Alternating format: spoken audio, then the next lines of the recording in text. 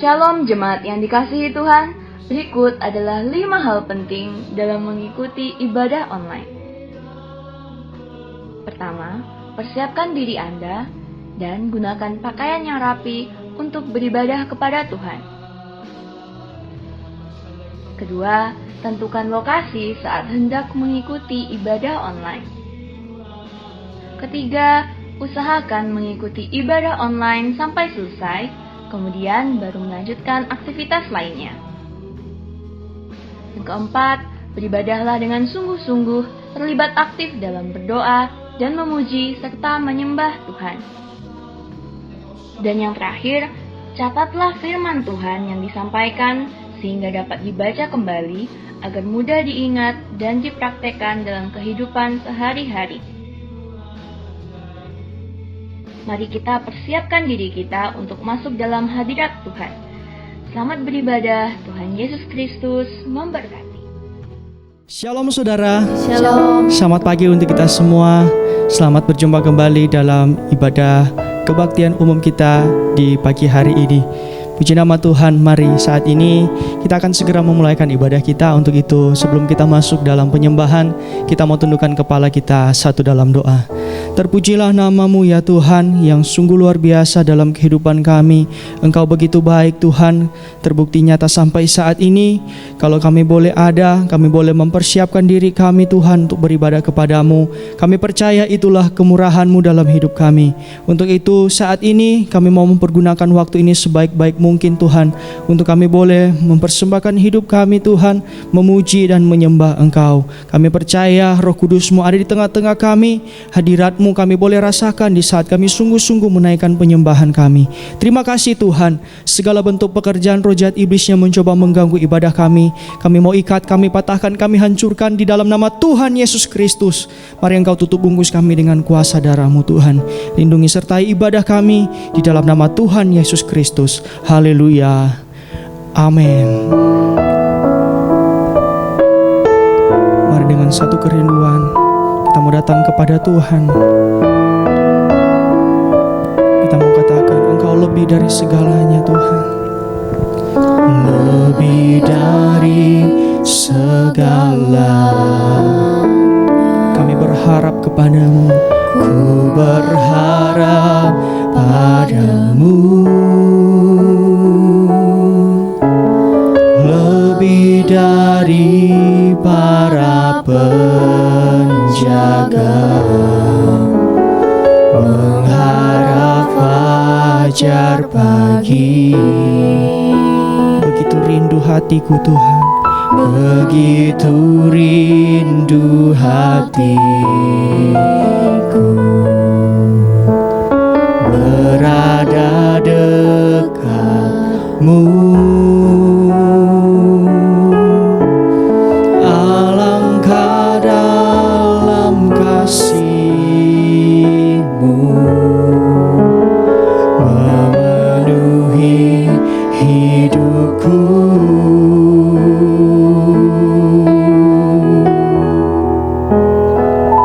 Tenanglah jiwaku dalam naungan sayap-Mu, menembus awan kelabu, pandang kemuliaan-Mu. Selalu ku rindu lekat dalam hati-Mu, mengikuti rencana-Mu.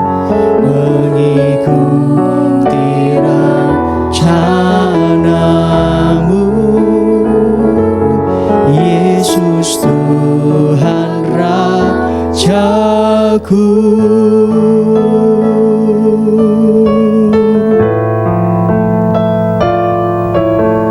Lebih dari segalanya,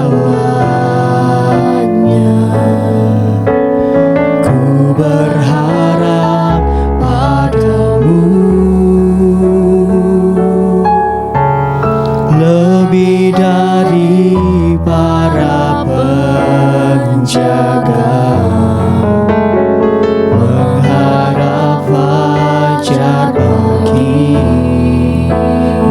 rindu hati kami Tuhan. Begitu Haleluya rindu Yesus. hatiku Berada dekat dengan Engkau. berada dekat. Alangkah dalam kasih-Mu memenuhi hidupku.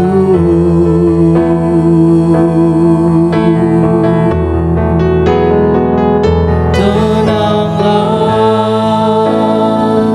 jiwaku dalam naungan sayap-Mu, menembus awan kelabu, pandang kemuliaan-Mu, selalu ku rindu lekat dalam hati-Mu, mengikuti rencana-Mu,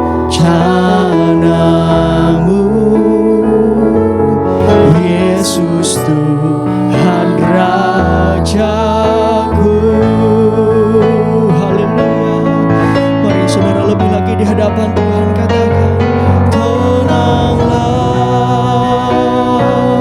jiwaku dalam naungan sayap-Mu, menembus awan kelabu, pandang kemuliaan-Mu Tuhan. Oh, haleluya. Inilah kerinduan kami Tuhan. Selalu ku rindu lekat dalam hati-Mu, mengikuti rencana-Mu, mengikuti rencana-Mu, Yesus Tuhan Rajaku, mengikuti rencana-Mu, mengikuti rencana-Mu, mengikuti rencana-Mu. Sekali lagi katakan, mengikuti rencana-Mu, Yesus Tuhan Rajaku.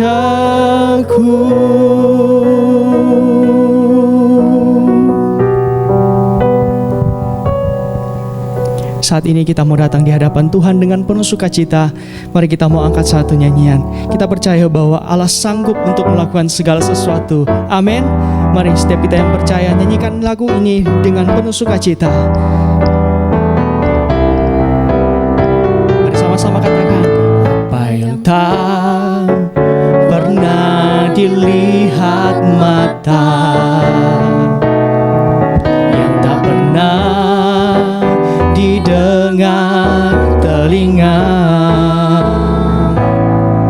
yang tak pernah timbul di dalam hati, semua disediakannya bagi yang mengasihi Dia.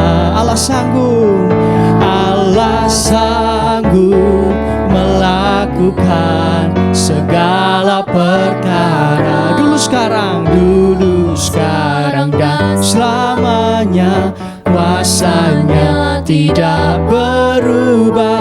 Allah sanggup melakukan segala perkara. Amin. Dulu, sekarang dan selamanya. Kuasanya tak berubah. Haleluya.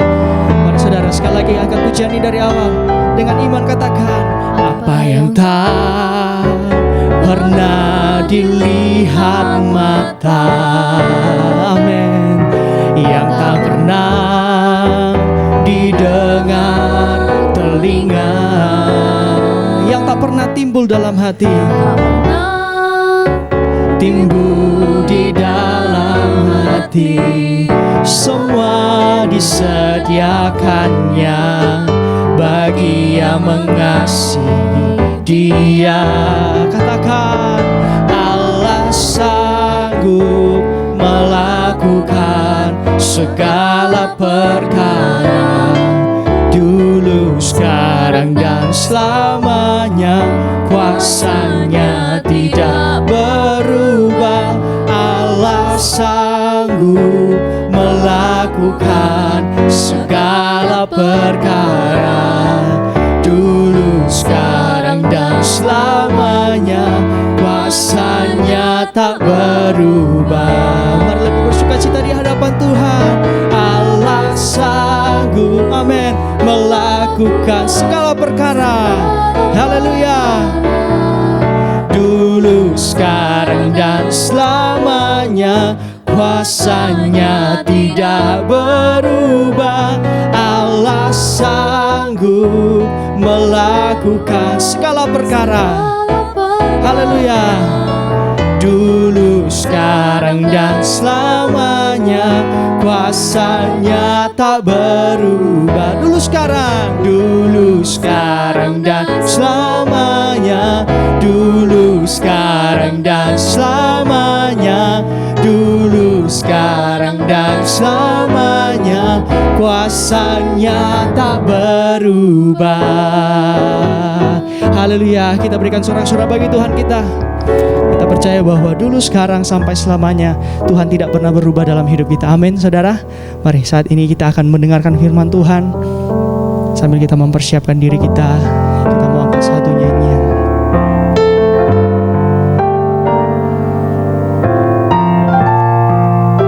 Haleluya Yesus. Ku taat perintah-Mu Tuhan.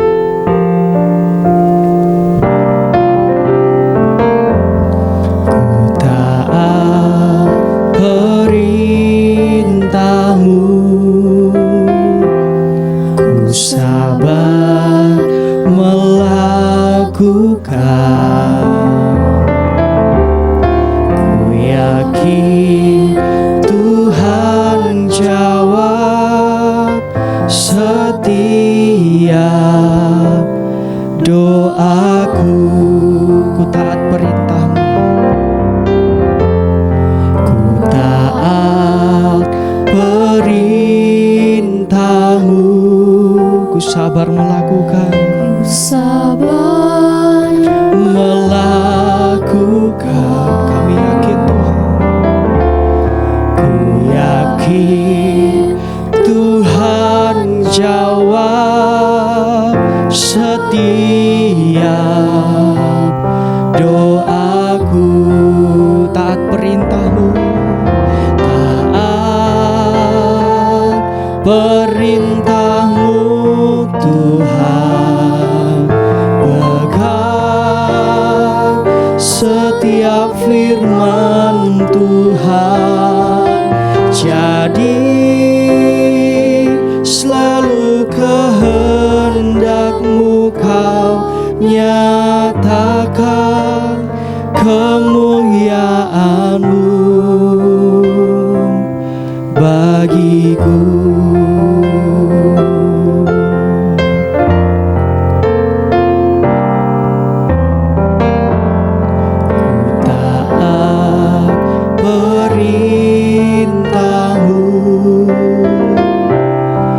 Sabar melakukan,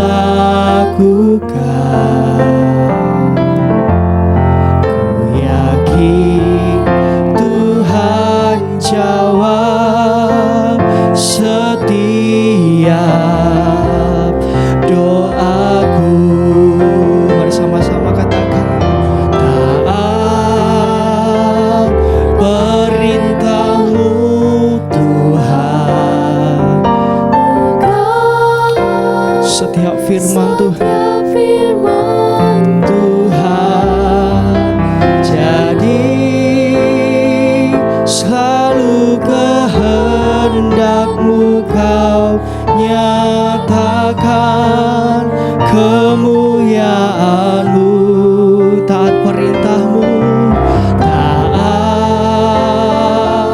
perintah-Mu Tuhan, pegang setiap firman Tuhan, jadi selalu kehendak-Mu Kau nyatakan, kemuliaan-Mu bagiku, amin, haleluya. Oh, taat perintah-Mu Tuhan, taat perintah-Mu Tuhan, pegang setiap firman-Mu Tuhan, haleluya. Jadi selalu kehendak-Mu Kau nyatakan, kemuliaan-Mu bagiku.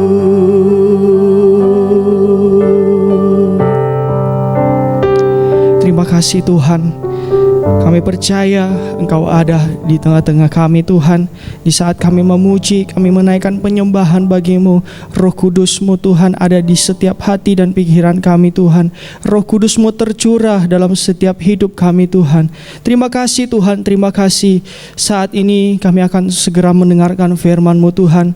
Biarlah Engkau mempersiapkan hati kami Tuhan menjadi tanah hati yang baik, yang boleh menerima setiap firman-Mu Tuhan. Di dalam nama Tuhan Yesus Kristus kami siap untuk mendengarkan firman-Mu. Haleluya. Amin. Shalom, puji Tuhan. Bersama istri saya sampaikan shalom. Kita sekalian menerima kemurahan Tuhan lagi hari ini. Di dalam ibadah kita akan mendengarkan firman Tuhan setelah kita menyanyikan nyanyian pujian kepada Tuhan. Mari kita bersama-sama memperhatikan apa yang kita dengar, agar itu menjadi berkat di dalam kehidupan kita. Saya akan menyampaikan firman Tuhan dengan tema hidup benar dan berkenan di mata Tuhan. Kita ada di zaman akhir dari satu zaman menjelang kedatangan Tuhan yang kedua kali, yang tidak lama lagi, karena Tuhan sendiri berkata, "Aku datang segera. Aku datang segera." Kita tidak tahu kapan, kita tidak perlu tahu, karena Alkitab tidak memberitahu kita kapan waktunya Tuhan datang. Tapi kita harus menggunakan waktu yang ada ini, waktu yang sisa. Petrus berkata, inilah waktu yang sisa untuk kita pergunakan, tidak lagi hidup menurut cara-cara hidup yang lama, tapi kita hidup dengan cara hidup yang baru. Sisa waktu. Ya, menyongsong datangnya Tuhan yang kedua kali, kita membenahi diri, memperbaiki diri kita. Apa yang salah, yang tidak benar, kita betulkan. Sebab masih ada kesempatan. Jangan tunggu, tidak ada waktu lagi sama sekali. Ya, karena itu kita harus sadar bahwa kita ada di zaman yang sukar. 2 Timotius pasal 3 mengatakan, kita berada di zaman akhir, zaman yang sukar. Manusia kebanyakan tidak hidup benar lagi. Manusia tidak hidup menurut apa maunya Tuhan. Tetapi kita mau belajar justru di zaman akhir ini, di tengah-tengah manusia hidup tidak benar, kita mau hidup dengan benar. Ya, di mata Tuhan. Bukan di mata manusia. Benar di mata manusia belum tentu benar di mata Tuhan. Tapi kita mau hidup benar di mata Tuhan dan berkenan. Puji Tuhan. Kita baca dulu 2 Timotius 3 ayat 1 sampai ayat yang kelima. Ketahuilah bahwa pada hari-hari terakhir akan datang masa yang sukar. Nah, ini masa yang sukar ini, hari-hari terakhir sekarang ini. Bukannya kesukaran dengan pandemi COVID, tidak. Terus manusia akan mencintai dirinya sendiri. Ini manusia begitu egois, mencintai diri sendiri. Terus dan menjadi hamba uang. menjadi budaknya uang. Ya, terus Mereka akan membual dan menyombongkan diri. ya, banyak orang membual, menyombongkan diri. Terus Mereka akan menjadi pemfitnah. ya, Mereka akan berontak terhadap orang tua ya. dan tidak tahu berterima kasih. Ini keadaan manusia zaman akhir yang sukar, tidak hidup benar di mata Tuhan. Terus Tidak memperdulikan agama, ya, tidak tahu mengasihi, tidak mengindahkan ibadah, tidak tahu mengasihi, ya, tidak mau berdamai, tidak suka berdamai, sekali memusuhi sampai akhir hidup. Ini tidak betul ini. Terus suka menjelekkan orang, ya, tidak dapat mengekang diri, ya, garang, Ya. tidak suka yang baik, ya, suka mengkhianat, tidak berpikir panjang, ya. berlagak tahu, lebih menuruti hawa nafsu daripada menuruti Allah. Perhatikan terakhir ayat 5. Secara lahiriah mereka Lahiriah menjalankan mereka beribadah. Lahiriah mereka datang ke gereja.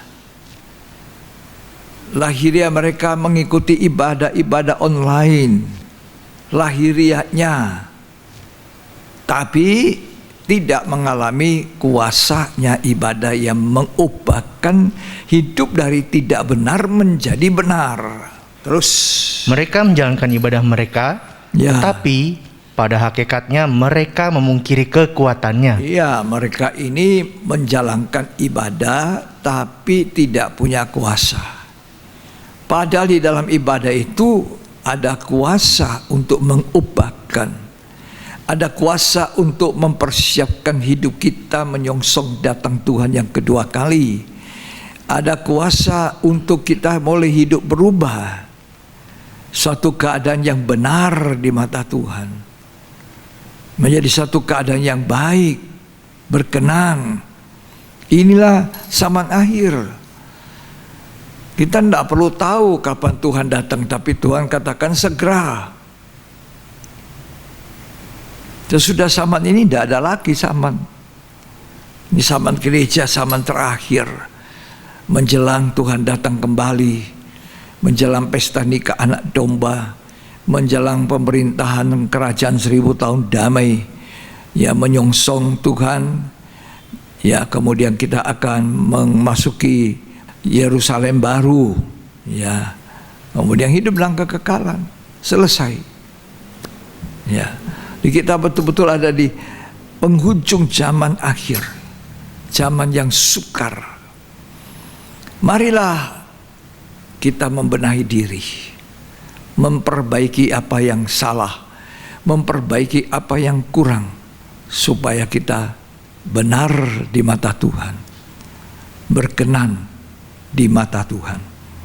Puji Tuhan. Pada zaman Nuh, pada umumnya manusia sudah tidak hidup benar, rusak kata Alkitab. Mereka semua menjalankan hidup yang rusak pada zamannya Nuh. Mereka kawin-mengawin, mereka mengambil istri sesuka-suka mereka. Ya, tidak lagi ada aturan memenuhi kemauan hati Allah. Sehingga Allah mengatakan, aku pilu hati melihat mereka. Ya. Dan akhirnya Tuhan melihat ternyata masih ada sisa. Ada orang yang sekalipun di sekelilingnya begitu banyak orang manusia tidak benar, menjalankan hidup tidak benar, menjalankan hidup rusak, masih ada satu pribadi namanya Nuh. Nuh ini menjalankan hidup yang benar. Dia bergaul dengan Allah, dia takut kepada Tuhan, dan dia juga tahu memimpin keluarganya. Seorang kepala keluarga harus bisa memimpin keluarganya. Dia nahkoda, dia kapten pilot. Ya, Kalau seorang kepala keluarga tidak bisa memimpin keluarganya dengan baik, maka keluarganya ini hancur nanti. Anak-anaknya juga tidak karu-karuan. Tuhan panggil kita untuk menjadi kepala keluarga yang baik seperti Nuh. Dia membawa anaknya 3 untuk taat patuh kepada Tuhan, juga istrinya, juga anak menantunya. Mari kita baca Kitab Kejadian pasal yang ke-6 ayat 5 dan ayat 9.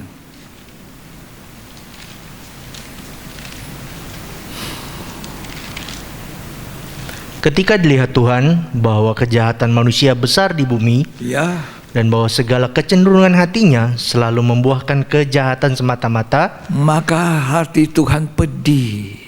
Terus, maka menyesallah Tuhan ya, bahwa ia telah menjadikan manusia di bumi, Ya. dan hal itu memilukan hatinya. nah, terus, Berfirmanlah Tuhan, aku akan menghapuskan manusia yang telah kuciptakan ini dari muka bumi.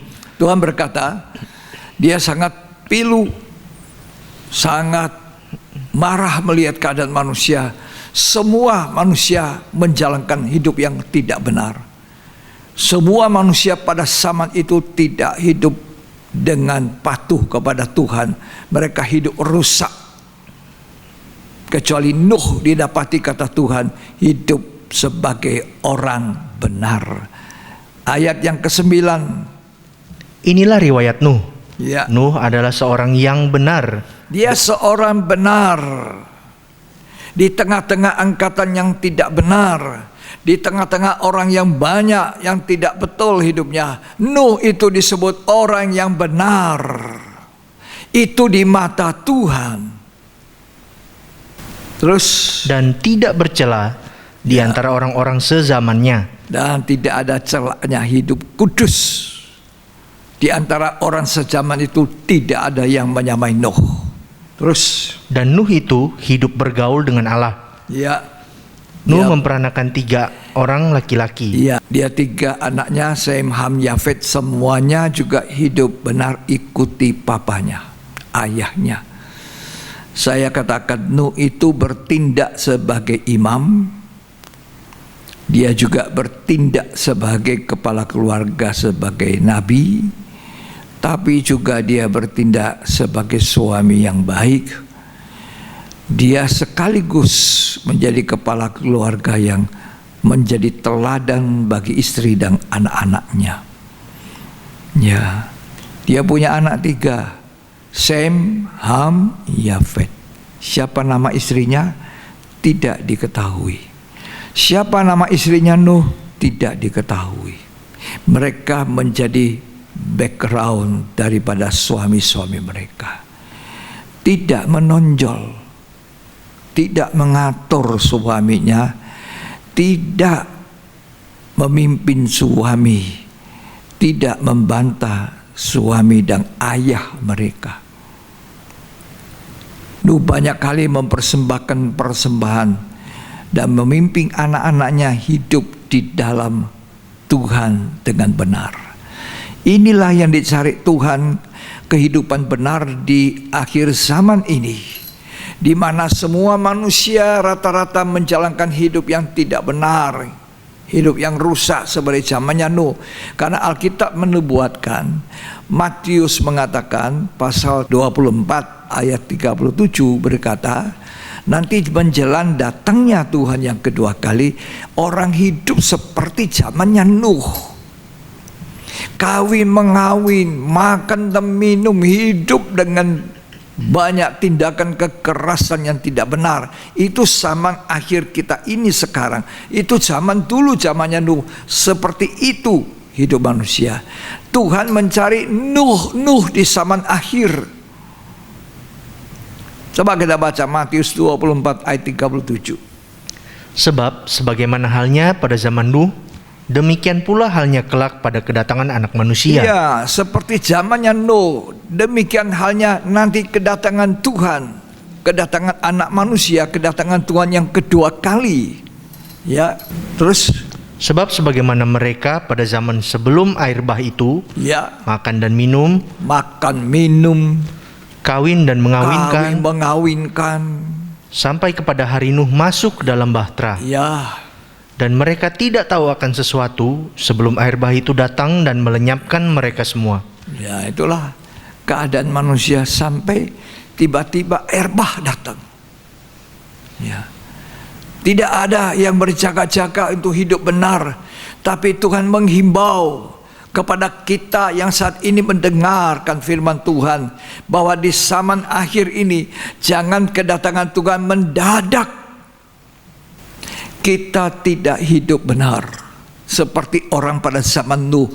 Mereka mendadak mendapatkan hukuman dalam bentuk air bah. Mereka binasa semua. Tidak ada yang sempat memperbaiki hidup. Terlambat. Kita hidup betul-betul di zaman akhir. Ini kesulitan kita bukan hanya masa Covid. Kesulitan kita di tengah-tengah masa justru sudah Covid ini masih ada. Begitu banyak orang tidak hidup dengan benar.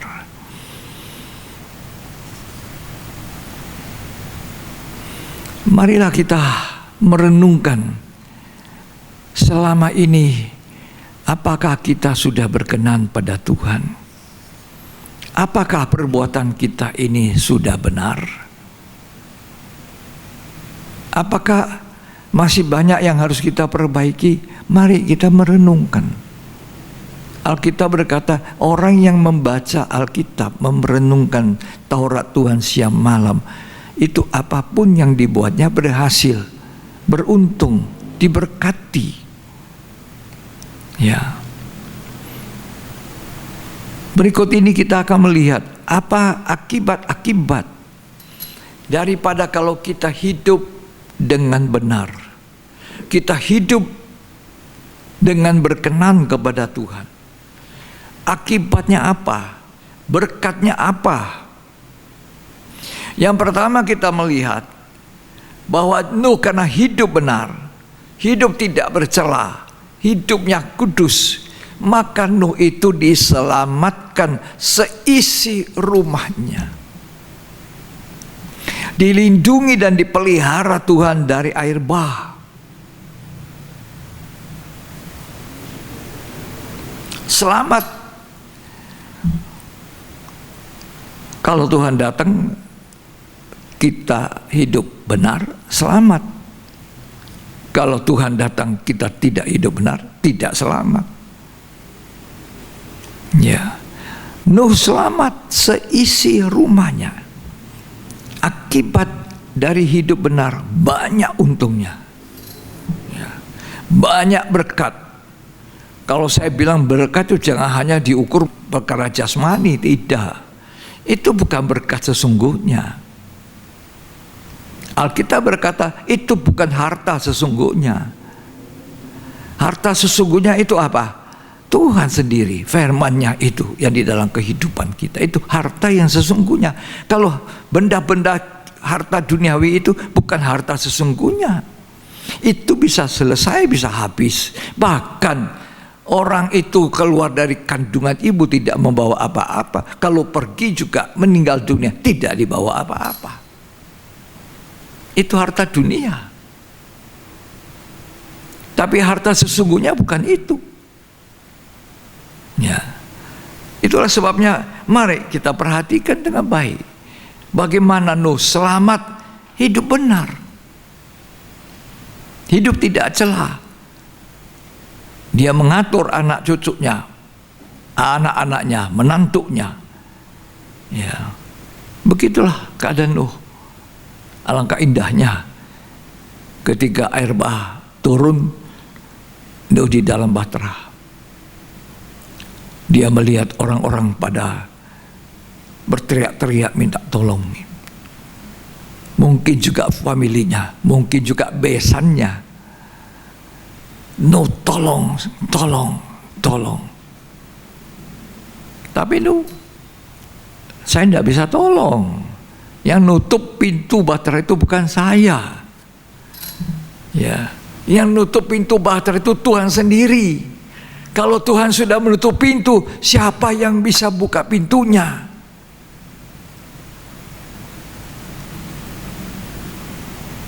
Inilah waktunya hidup benar. Akibat yang kedua atau berkat yang kedua kalau kita belajar hidup benar adalah Amsal pasal 12 ayat 26.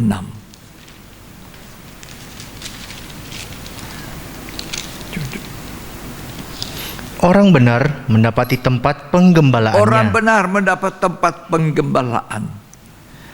Orang benar itu disediakan tempat penggembalaan yang baik. Ya. Artinya dia hidup tergembala.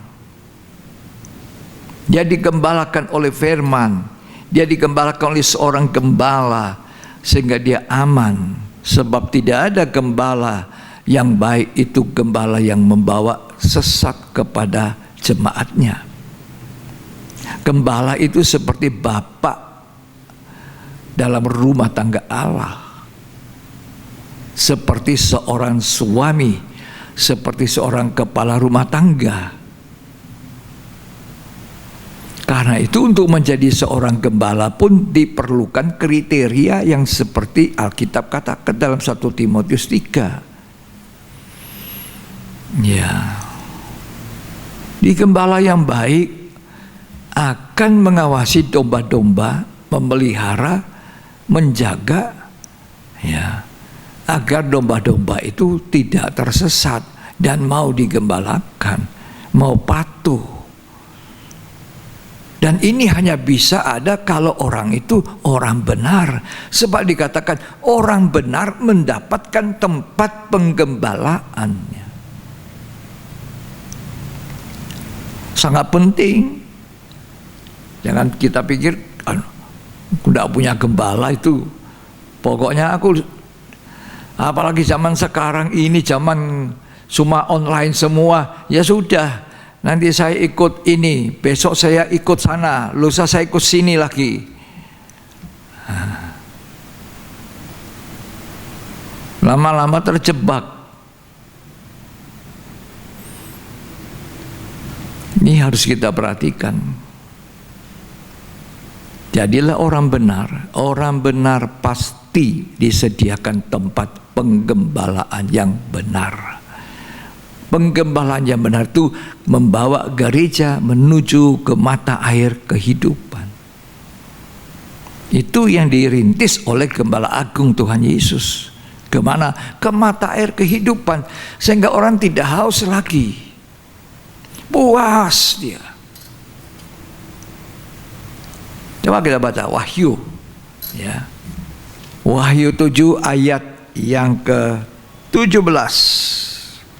Sebab anak domba yang di tengah-tengah tahta itu akan menggembalakan mereka, Ya. dan akan menuntun mereka ke mata air kehidupan. Nah itu anak domba itu Tuhan Yesus, Gembala Agung. Kemana dia menuntun? Ke mata air kehidupan. Terus Dan Allah akan menghapus segala air mata Ya. dari mata mereka. di orang-orang benar itu dia akan dituntun ke tempat penggembalaan yang benar. Ya. Yang ketiga, akibat ketiga atau berkat yang ketiga dari kita hidup benar. Mazmur 37 ayat 23 sampai 26. Tuhan menetapkan langkah-langkah orang yang hidupnya berkenan kepadanya. Tuhan menetapkan langkah-langkah orang yang berkenan. Siapa orang berkenan? Orang benar. Makanya saya bilang kita harus hidup benar dan hidup berkenan di mata Tuhan. Lanjut dibaca. Apabila ia jatuh, tidaklah sampai tergeletak, sebab Tuhan menopang tangannya. Jatuh dalam pencobaan, jatuh dalam dosa, ya, jatuh dalam kesulitan, dia tidak akan tergeletak dengan pencobaan kesulitan itu. Tangan Tuhan menopang. Lanjut.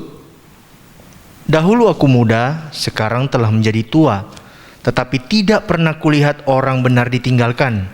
Ya, orang benar itu tidak pernah ditinggalkan. Ya, jadi orang benar itu tidak pernah ditinggalkan. Masa sulit ada Tuhan di situ setia. Ya, coba bayangkan Waktu Daniel ada di gua singa itu, Tuhan ada di sana. Waktu 3 orang Sadrak, Mesak, Abednego temannya Daniel di perapian, Tuhan ada di sana.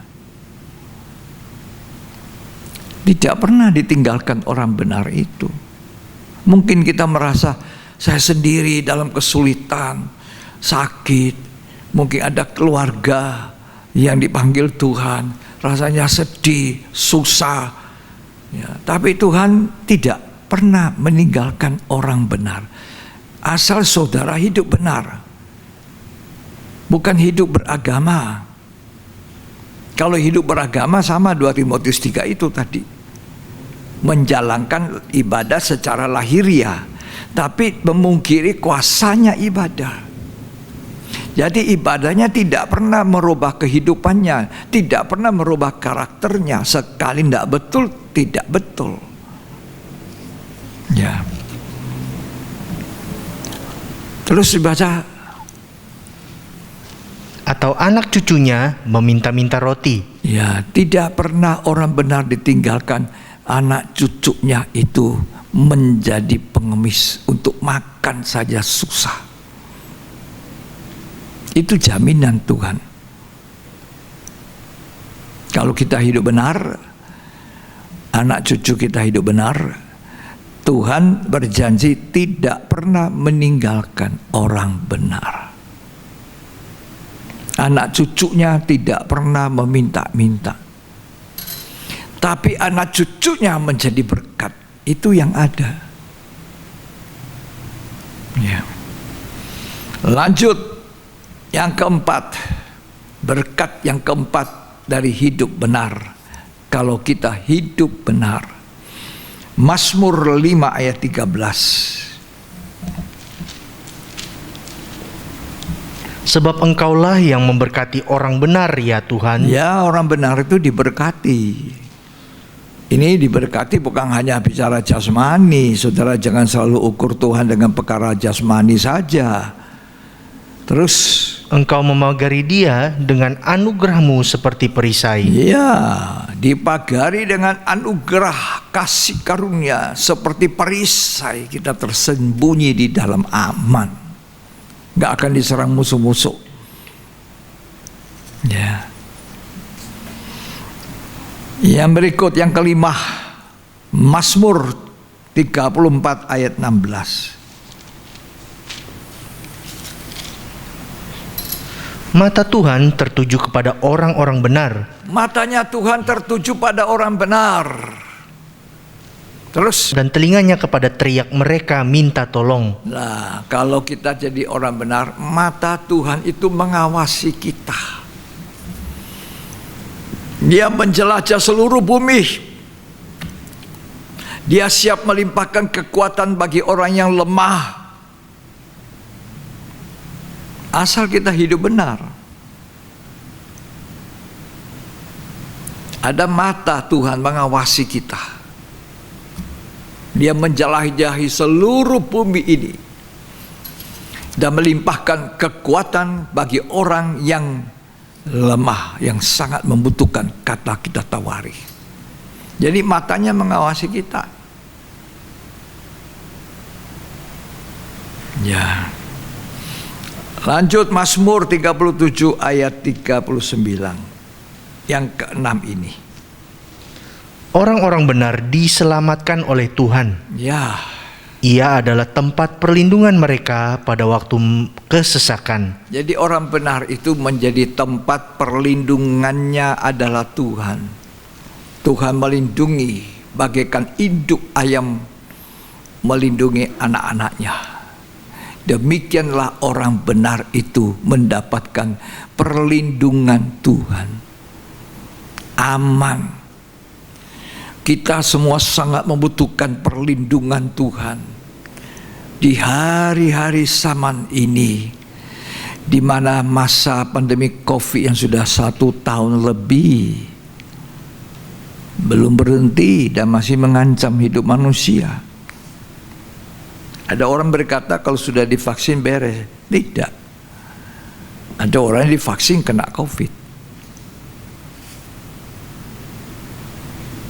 Cuma risikonya lebih kurang. Kata orang seperti itu. Kita juga belum tahu karena vaksin ini baru berlangsung. Ya. Itu masih perlu waktu untuk membuktikan. Tapi yang pasti kalau kita hidup benar, Tuhanlah tempat perlindungan kita. Amin. Tuhan menjaga kita.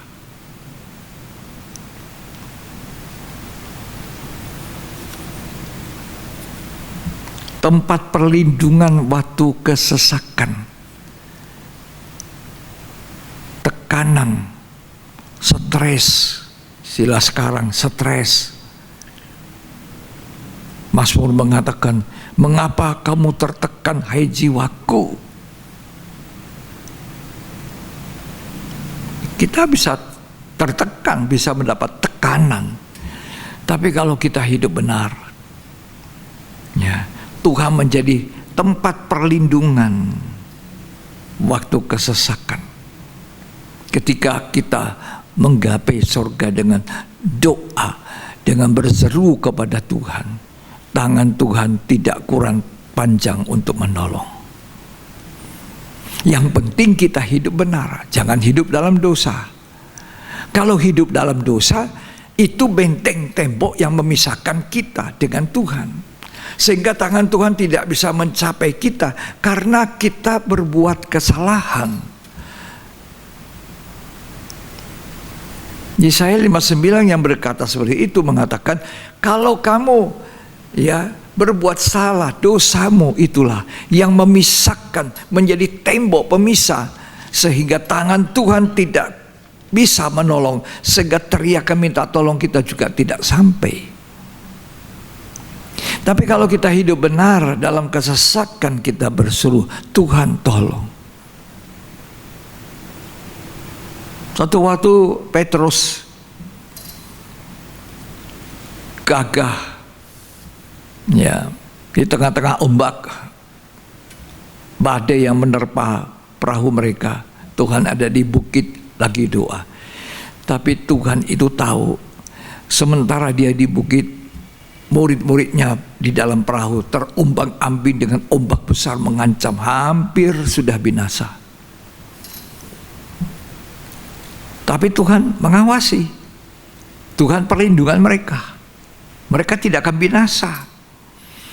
Tapi mereka sudah berteriak-teriak sampai Tuhan datang berjalan di atas air. Malah mereka salah paham. Sudah ombak begini lagi, ada lagi setan hantu berjalan. Waduh, ternyata Tuhan bilang, jangan takut, aku ini. Ya. Baik itu dengan gagah, kalau engkau itu Tuhan, suruh aku jalan seperti engkau jalan di atas air. Tuhan tidak marah kepada Petrus. Ayah, silakan, datanglah. Petrus turun dari perahu, berjalan gagah. Tapi tiba-tiba seizin Tuhan, tiupan angin mulai menerpa Petrus dan kakinya dirasa dingin. Dia tiba-tiba ingat, waktu saya di atas air. Begitu dia ragu, bimbang, imannya jadi kecil, tenggelam dia. Tapi cepat sekali dia, Tuhan tolong aku. Ini doa yang sangat singkat, Tuhan tolong aku. Tuhan tegur Petrus, kenapa imanmu menjadi kecil? Ya. Tadi dikatakan Tuhan tempat perlindungan, Tuhan tempat kita diselamatkan. Tapi Petrus ini imannya menciut menjadi kecil. Tuhan tegur, kenapa imanmu menjadi kecil? Tapi Tuhan tolong. Karena sebanyak-banyaknya ya kekurangan Petrus ini, temperamennya yang belum stabil, namun dia hidup benar, dia mengiring Tuhan, dia mencintai Tuhan. Ya, Ya Tuhan tolong.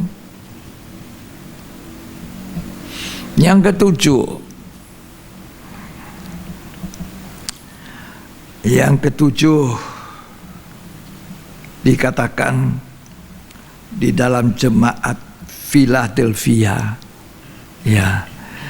Di situ ada Wahyu 3 ayat 8. Coba kita baca.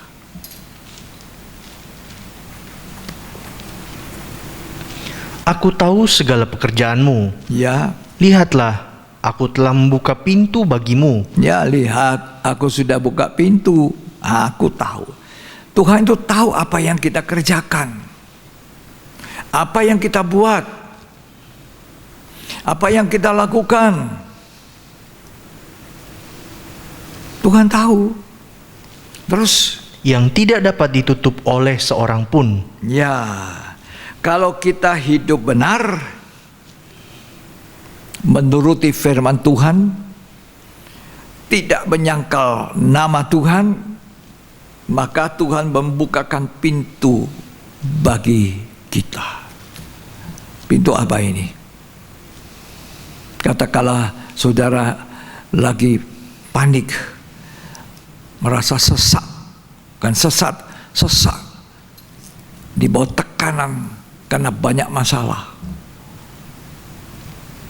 Tapi kalau tanda-tanda hidup benar ada, maka Tuhan akan membuka pintu sehingga kamu menjadi longgar. Asalkan kita hidup menuruti firman. Orang Kristen yang menuruti firman itu disebut orang benar. Tekun, tidak menyangkal nama Tuhan. Saya tidak heran kalau di akhir zaman ini juga kita dengar banyak orang murtad, menyangkal Tuhan. Itu sudah dinubuatkan Tuhan. Tuhan sendiri bicara pada akhir zaman akan banyak orang murtad, banyak orang mengikuti jalan yang lama. Tapi Ibrani mengatakan bagi orang ini tidak ada kesempatan lagi. Karena itu jangan murtad, jangan menyangkal nama Tuhan. Jadilah seperti jemaat Philadelphia. Tuhan membukakan pintu. Ya. 2 kali Tuhan katakan pembelaannya, berkatnya untuk jemaat ini. Di ayat 10 Wahyu 3. Karena engkau menuruti firman-Ku, Ya. untuk tekun menantikan aku, Ya. maka aku pun akan melindungi engkau dari hari pencobaan. Aku akan melindungi hari pencobaan. 3 kali 7 penghukuman pencobaan yang jatuh atas bumi ini. Itu dahsyat ini. Ya. Terus Yang akan datang atas seluruh dunia untuk mencobai mereka yang diam di bumi. ya, nanti akan ada pencobaan atas seluruh bumi untuk mencobai mereka. Tetapi Tuhan berjanji jemaat Philadelphia yang hidup dalam kasih persaudaraan itu mendapatkan perlindungan dari Tuhan sehingga mereka tidak kena penghukuman itu. Karena apa? Menuruti firman-Ku. Tidak hanya jadi penyandang nama orang Kristen, memeluk agama Kristen, masuk gereja, melayani pekerjaan Tuhan. Tapi sementara kita melayani pekerjaan Tuhan, kita tidak hidup benar. Tuhan mau kita hidup benar, menuruti firman-Ku. Ayat 8 dikatakan menuruti firman-Ku. Ayat 10 menuruti firman-Ku. Aku melindungi engkau pada hari pencobaan yang akan jatuh ke seluruh bumi ini.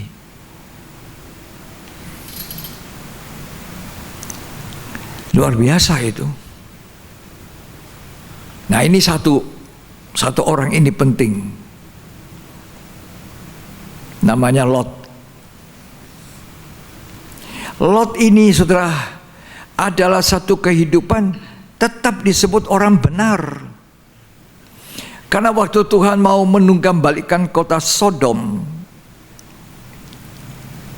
di situ ada dialognya dengan Abraham.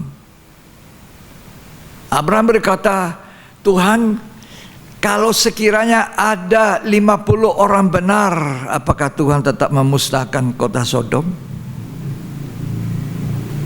Demikian Abraham tawar-menawar dengan Tuhan. Karena Abraham ingat siapa yang ada di Sodom.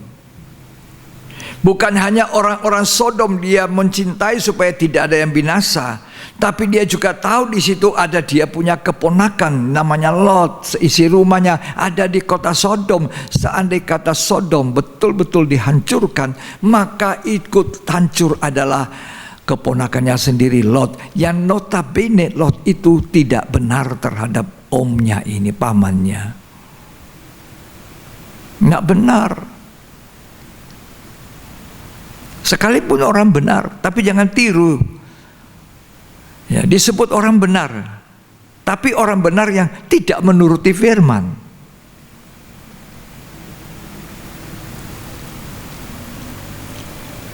Mencintai dunia, materialistis, yang diingat cuma harta duniawi. Waktu Abraham mengatakan, Lot, kita ini familia, keluarga. Jangan gara-gara itu semua kita saling memusuhi, ribut, bertengkar. Ayo, kamu milihlah yang bagian terbaik dulu. Nanti saya sisa-sisanya. Harusnya Lot ngerti, tahu diri, aku ini ada hari ini karena ikut paman. Aku ada karena paman saya. Sekarang ini paman, jangan saya dulu milih, paman dulu, orang tua. Tapi dasar hatinya begitu melekat dengan dunia, melekat dengan harta dunia, kenikmatan dunia. Sampai dia juga mau milih orang dunia jadi menantunya. Orang benar artinya orang yang dibenarkan oleh darah Kristus, tidak bisa cocok bersanding dengan orang yang tidak ditebus oleh darah Yesus. Tapi Lot itu tidak peduli. Pokok anak mantu saya ini orang Sodom yang kaya sudah. Ya. Itu menantunya, calon menantu 2 orang Sodom. Waktu Lot kasih tahu, ini kota mau ditunggangbalikan, mari kita ikut keluar. Calon menantunya berolok-olok, wah ini om paman ini tidak betul ini. Ya, tidak mau dengar-dengar, dia diolok-olok. Mana ada orang benar seperti Lot, disodori anaknya, anak gadisnya kepada orang-orang Sodom untuk dikerjain. Ini orang benar modelnya apa? Kalau kita jadi orang benar, jadilah orang benar, betul-betul benar seperti Abraham, seperti Nuh, seperti juga Yusuf, seperti juga Daud, seperti orang Philadelphia yang ada di Wahyu 3. Namanya saja orang benar, tapi kelakuannya kurang benar. Ya. Namanya saja saya sudah ditebus oleh darah Kristus, saya percaya Tuhan, punya iman pada Yesus, jadi orang benar. Tapi orang benar yang bagaimana? Ya, coba kita baca dalam surat Petrus. Dia dikatakan orang benar, gak bisa disangsikan. 2 Petrus pasal yang kedua ayat 5. Dan jikalau Allah tidak menyayangkan dunia purba, tetapi hanya menyelamatkan Nuh, pemberita kebenaran itu, dengan 7 orang lain, ketika ia mendatangkan air bah atas dunia orang-orang yang fasik. Dan jikalau Allah membinasakan kota Sodom dan Gomora dengan api, dan dengan demikian memusnahkannya dan menjadikannya suatu peringatan untuk Ini mereka. suatu peringatan bagi kita yang hidup di zaman akhir. Perhatikan. Terus. Untuk mereka yang hidup fasik di masa-masa kemudian. Ya. Tetapi ia menyelamatkan Lot, orang yang benar, yang terus-menerus menderita oleh cara hidup orang-orang yang tak mengenal hukum. Betul, dia hidup menderita melihat kelakuan orang di Sodom, tapi karena gara-gara kekayaan Sodom itu, dia tidak mau tinggalkan Sodom. Gara-gara itu hatinya melekat dengan kota Sodom, karena ada banyak kekayaan di situ, dia bisa ambil. Materialistis. Pasti 2 calon menantunya juga orang banyak uang di Sodom. Kalau orang tidak ada uang jangan diambil. Pasti orang ada uangnya, karena hatinya begitu cinta kepada kekayaan dunia. Istrinya jadi tiang garam, malah noleh ke belakang. Aduh, hartaku begitu banyak, padahal sudah dipesan jangan noleh ke belakang.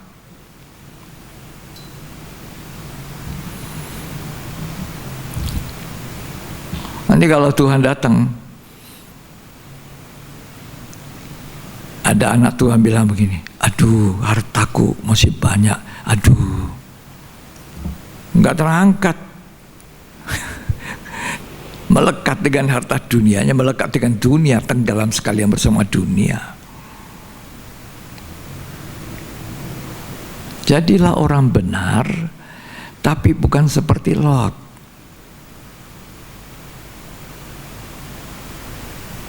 Jadilah orang benar, benar-benar benar. Benar-benar benar, tapi berkenan. Makanya saya bilang, jadilah orang benar dan berkenan. Ada orang benar tapi tidak berkenan, seperti Lot. Disuruh cepat-cepat tinggalkan Sodom, pelan-pelan lagi dia. Sebenarnya apa yang membuat dia pelan-pelan? Karena kekayaannya di Sodom banyak.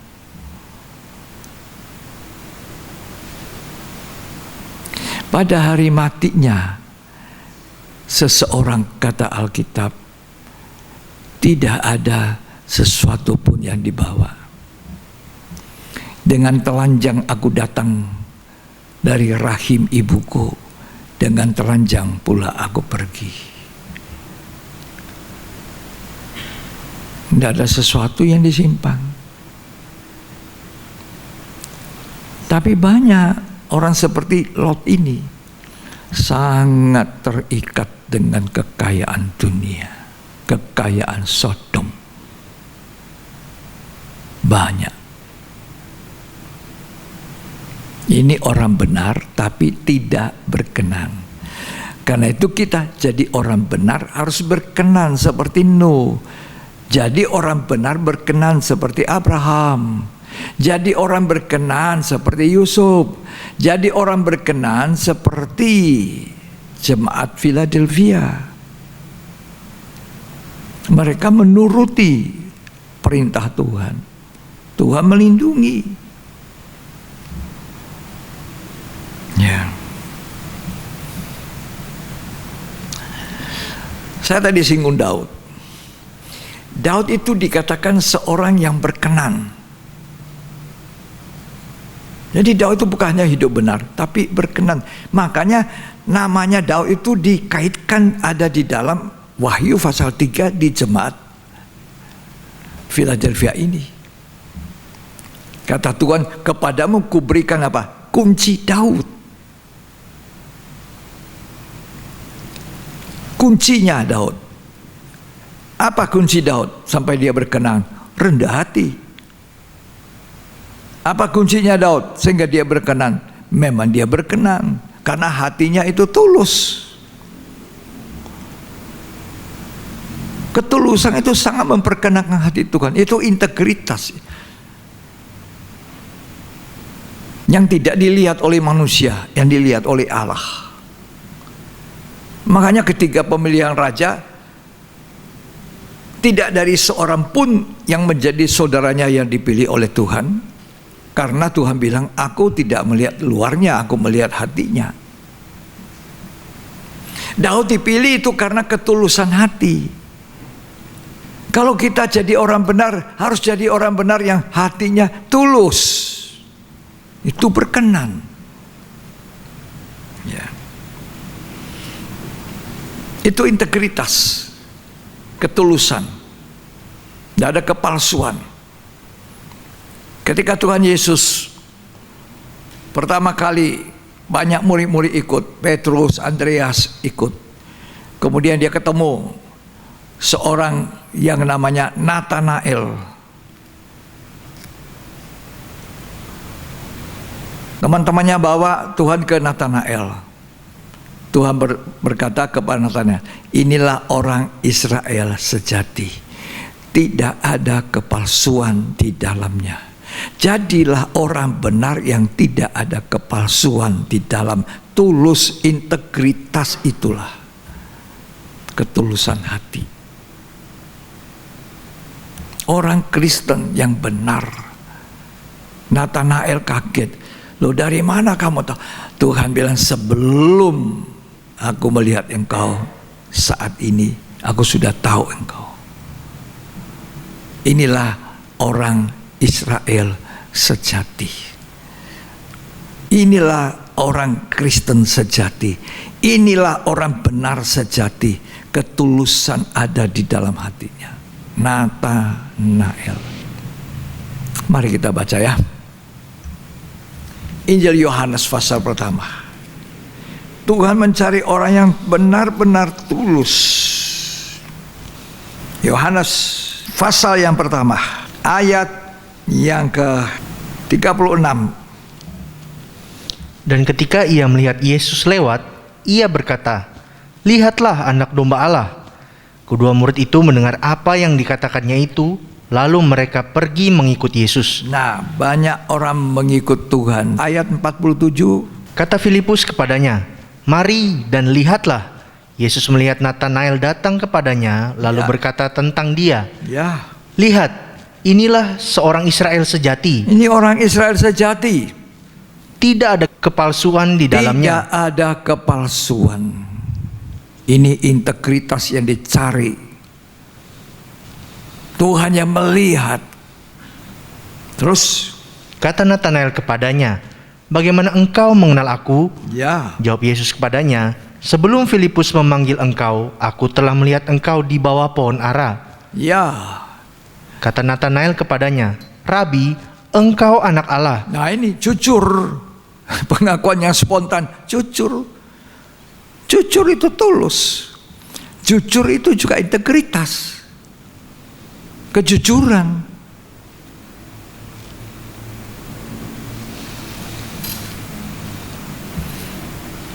Coba kita baca Mazmur 78. Ayat 71 sampai 72. Dari tempat domba-domba yang menyusui didatangkannya dia untuk menggembalakan Yakub umatnya dan Israel miliknya sendiri. Ya, Ia menggembalakan mereka dengan ketulusan hatinya. dengan tulus hati menggembalakan domba-domba Israel.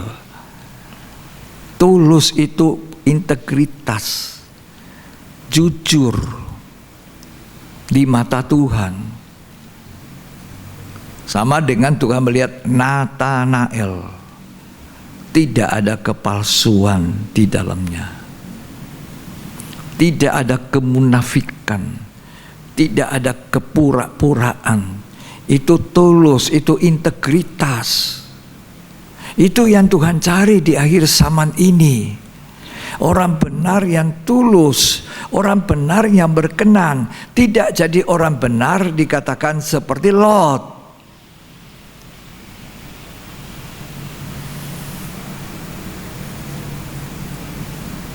Lanjut tadi sudah selesai ayat 72. Dan menuntun mereka dengan kecakapan tangannya. Tentu juga Daud dilengkapi dengan kecakapan. Kita punya kecakapan, kita punya ilmu, kita punya talenta, kita punya banyak kasih karunia, tapi itu tidak cukup. Kalau kita baca jemaat Philadelphia dalam Wahyu 3, itu kekuatannya kecil, kelompok yang kecil, jemaat yang kecil, jumlah orangnya tidak banyak. Karunia-karunia yang hebat juga tidak ada di situ. Tetapi jemaat Philadelphia adalah jemaat yang tulus, yang menuruti firman-Ku, kata Tuhan, yang ikut Aku dengan setia, tidak menyangkal nama-Ku. Kepada mereka Aku bukakan pintu yang tidak bisa ditutup oleh satu orang pun, siapapun dia tidak bisa nutup. Kalau Aku buka, tidak ada orang tutup. Inilah yang dicari Tuhan di hari-hari ini. Integritas kita. Orang benar yang tulus, orang benar yang berkenan. Itu Daud. Makanya namanya disebutkan di dalam Philadelphia itu. Kuncinya Daud. Rendah hati.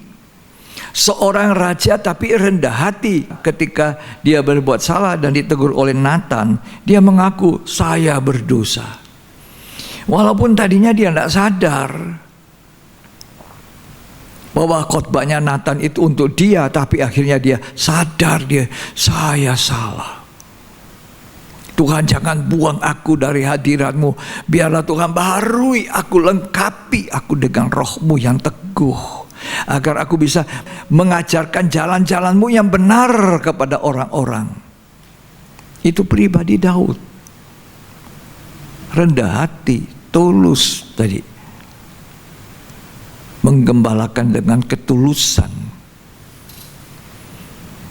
Ini kriteria yang dicari Tuhan di akhir zaman ini. Orang benar yang hidup benar dan hidup berkenan kepada Tuhan. Dan Daud itu dikatakan seorang yang berkenan. Benar-benar.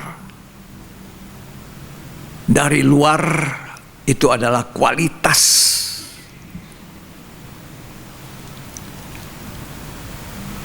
Dari sebelah dalam.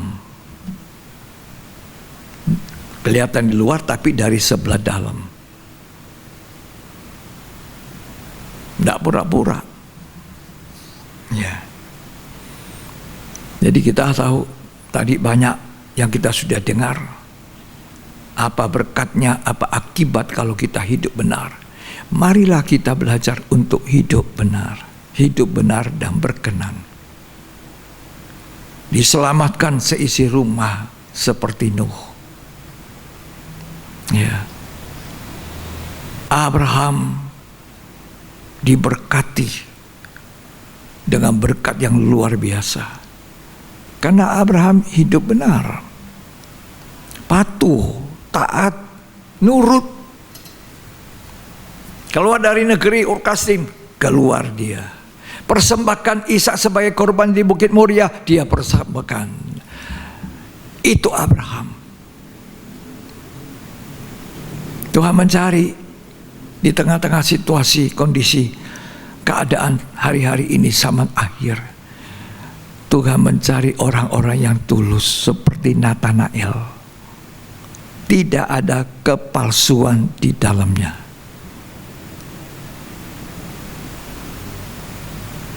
Tidak ada kepura-puraan. Di sini A, mulutnya juga mengatakan A. Bukan di sini B, lalu di sini A. Di sini tersinggung tapi di mulut bilang tidak apa-apa.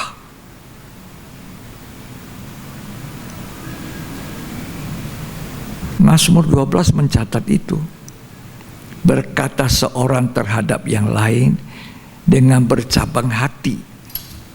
Ini bukan orang benar yang tulus. Biarlah Tuhan berkata kepada kita, orang Israel sejati, orang Kristen sejati, orang benar sejati, yang hatinya tulus, tidak ada kepalsuan. Maka Tuhan berjanji untuk memberkati orang benar ini. Ya, anak cucunya jadi berkat perkasa di bumi. Tidak pernah kutinggalkan. Pada hari pencobaan aku melindungi dia seperti jemaat Philadelphia. Tuhan Yesus memberkati kita. Saya percaya firman Tuhan memberkati kita. Mari kita belajar jadi orang benar, yang benar-benar benar, yang benar-benar berkenan, yang menuruti firman Tuhan, seperti Nuh, taat. Alkitab mencatat bahwa Nuh itu taat dengan tepat buat bahtera tingkat 3, kayu ini, jenisnya ini, ukurannya ini. Lalu Nuh melakukan tepat seperti yang diperintahkan Tuhan. Seperti jemaat Philadelphia melakukan dengan tepat. Ini orang Kristen yang baik, orang benar yang benar. Jangan seperti Lot. Ayo cepat, pelan-pelan. Aku tidak kuat lari. Berdalih lagi, aku tidak kuat lari. Kalau sini ya agak dekat, ini kota dekat Sodom, tidak terlalu jauh. Aku tidak terlalu capek. Padahal orang ini tidak tahu diri mau diselamatkan. Banyak alasannya. Jangan oleh belakangnya istrinya jadi tiang garam. Semoga pelajaran-pelajaran di Alkitab ini tidak lewat saja demikian, tapi menjadi kenyataan kita jadi orang benar di mata Tuhan, orang berkenan di mata Tuhan. Mari kita mengucap syukur.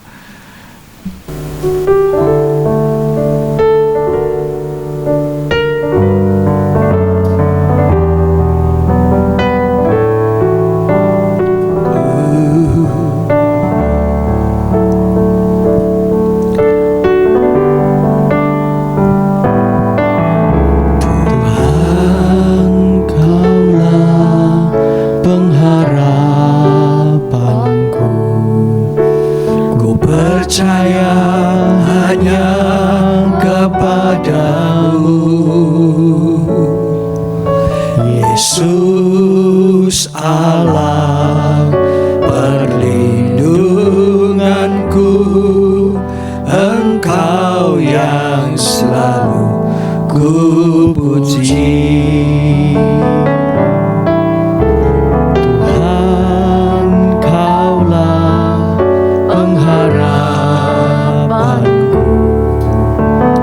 Percaya hanya kepadamu, Yesus Allah perlindunganku, Engkau yang selalu ku puji. Mulutku penuh dengan pujian kepadamu ya Yesus Tuhan. Sepanjang hari ku beri penghormatan kepadamu ya Allahku.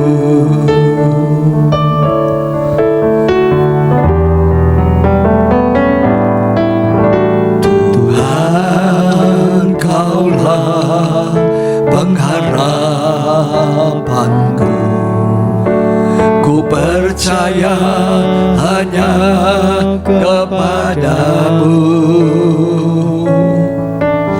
Yesus Allah perlindunganku, Engkau yang selalu ku puji. Mulutku penuh dengan pujian kepadamu ya Yesus Tuhan. Sepanjang hari ku beri penghormatan kepadamu ya Allah. mulutku penuh pujian, mulutku penuh dengan pujian kepadamu ya Yesus Tuhan. Sepanjang hari ku beri penghormatan kepadamu ya Allahku. Mulut kami penuh pujian, mau menyenangkan hatinya Tuhan. Karena Tuhan itu baik, tempat pengungsian di waktu susah bagi orang yang berlindung kepada Tuhan, orang yang benar dan berkenan di mata Tuhan. Tuhan mengawasi dan Tuhan melakukan yang terbaik untuk dia. Di akhir zaman ini, mata Tuhan menjelajah seluruh bumi, mencari orang-orang yang berkenan kepadanya, orang-orang benar yang mencintai Tuhan seperti jemaat Philadelphia. Mereka hidup dalam kasih persaudaraan yang kuat, sehingga ke sana Tuhan memerintahkan berkat dan kehidupan. Mereka tidak keras hatinya, mereka saling mengampuni, saling memaafkan dengan kasih persaudaraan yang kuat. Jemaat ini bertekun menantikan Tuhan, menuruti perintah Tuhan, sehingga Tuhan katakan, aku melindungi engkau pada hari pencobaan ini. Siapa yang mau berdiri benar di mata Tuhan? Mari angkat tanganmu. Haleluya, haleluya. Oh, Ramasanta Kalamayalah, berdiri benar di mata Tuhan, benar seperti Nuh. Haleluya. Penuh dengan pujian kepadamu ya Yesus Tuhan. Sepanjang hari ku beri penghormatan kepadamu ya Allahku. Mulutku penuh yang mau berdiri benar, benar di mata Tuhan, berkenan di mata Tuhan. Di zaman akhir Tuhan mencari Nathanael zaman akhir. Ya Yesus Tuhan, sepanjang hari ku beri penghormatan kepadamu ya Allahku. Haleluya. Siapa yang mau hidup benar? Tuhan cari di antara kita orang-orang yang hidup seperti Nathanael. Ketika Tuhan berkata, inilah Israel sejati, tidak ada kepalsuan di dalamnya. Itu sama dengan Daud. Tidak ada kepalsuan di dalamnya, tulus. Inilah integritas yang dicari Tuhan dalam gereja akhir zaman ini. Jujur, tulus.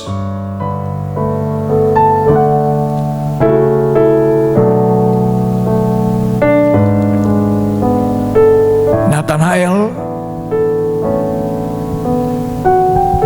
heran, dari mana kau mau tahu aku? Sebelum kita ketemu aku sudah tahu kamu.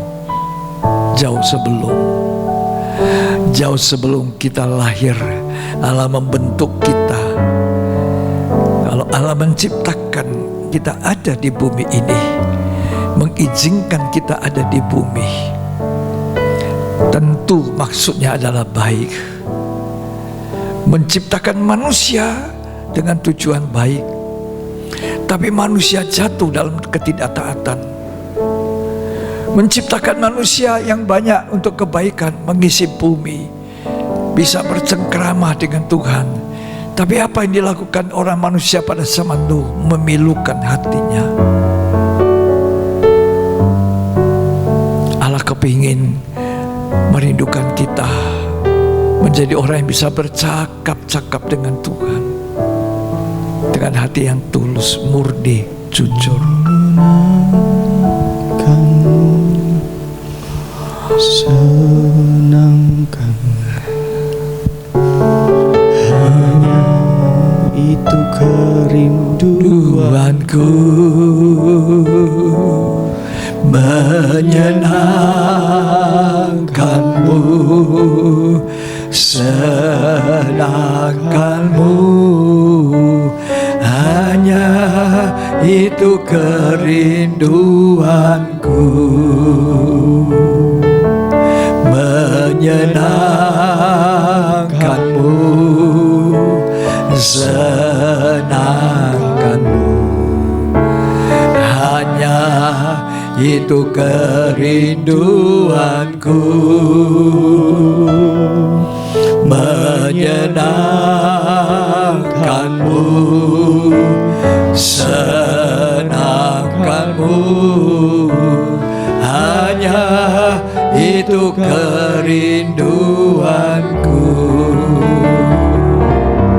menyenangkanmu, senangkanmu, hanya itu kerinduanku.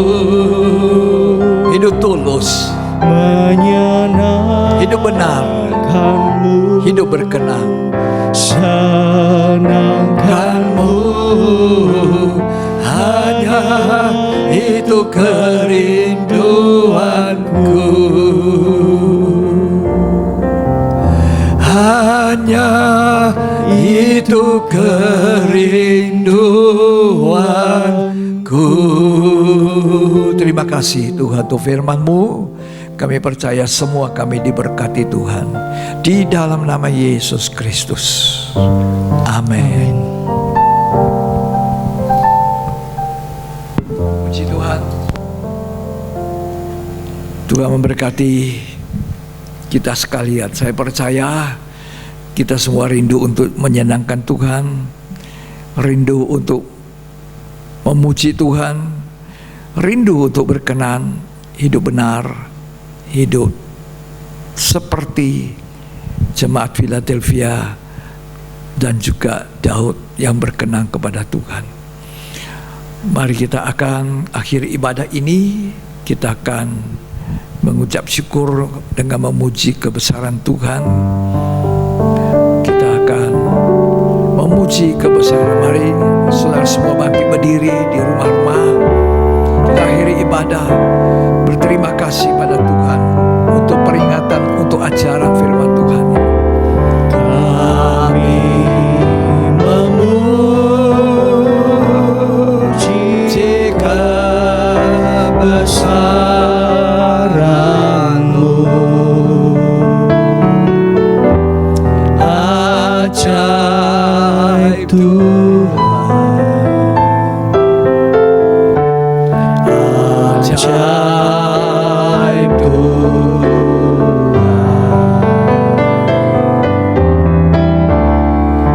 Kami memuji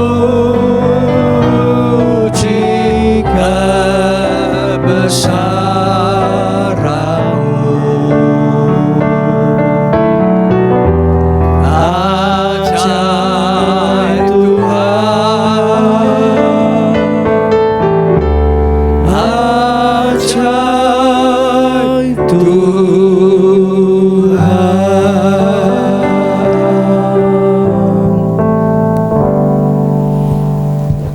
Kita akan mendoakan mereka yang menerima perpanjangan umur tanggal 23 Februari, Natalia Wasono. Tanggal 25 Februari, Ibu Yohana Mamesa. Biarlah perpanjangan umur ini mereka manfaatkan dengan baik, mereka pakai di kesempatan zaman akhir ini untuk hidup benar, hidup berkenan kepada Tuhan, jadi berkat. Kita juga akan mendoakan keluarga dari Frankie Anggi yang baru-baru dalam minggu ini orang tuanya dipanggil Tuhan di Sulawesi Tengah, di Posoh. Kiranya Tuhan memberi kekuatan kepada seluruh keluarga. Mari kita akan berdoa bagi mereka yang menerima perpanjangan umur. Untuk Natalia Wasono, Tuhan kiranya Engkau memberkati Natalia, pakai hidupnya, berkati dia berlimpah-limpah sehingga dia dapat memuliakan Engkau. Pakailah dia di bidang apapun yang dikerjakannya sebagai seorang dokter gigi yang akan banyak menolong orang di zaman ini, sehingga setiap kehidupan boleh menerima berkat dan boleh memuliakan nama Tuhan karena perbuatan yang benar yang dilakukan oleh Natalia. Berkati seluruh keluarganya.